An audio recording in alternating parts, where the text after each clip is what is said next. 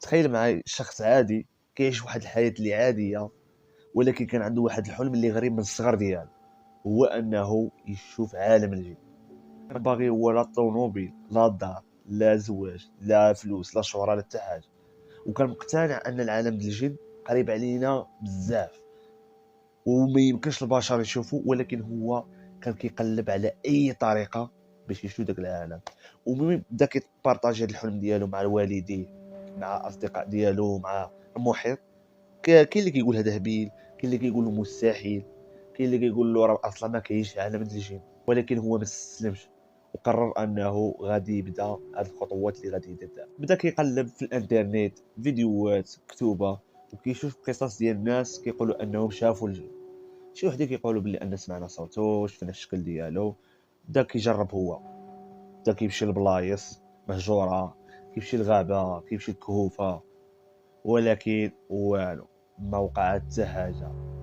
واخا كيمشي ما كيتوقع حتى اشاره.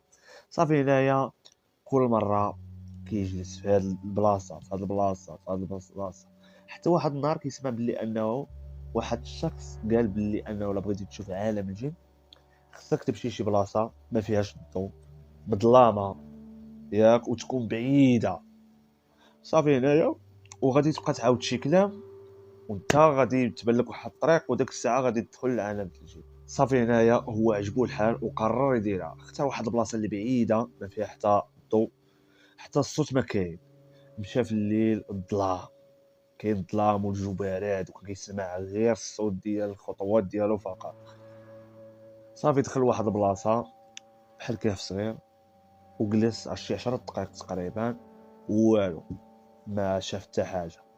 داز عاوتاني نصف ساعه والو. ولكن هنا واحد اللقيطه ملي بدا كيعاود الهضره، حس ان داك البلاصه بحال الجو ديالها تبدل، بحال كان البرد ولات السخونيه.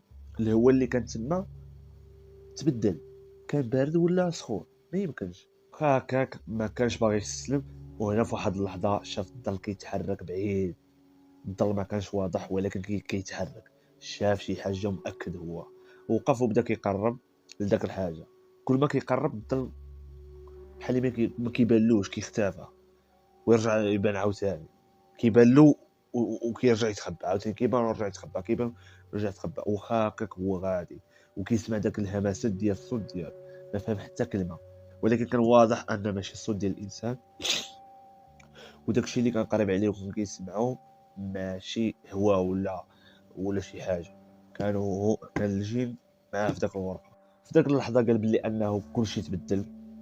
الجو اللي كان ما بقاش، الريح وقف، ما بقاش داك البرد وداك الحركات وكذا.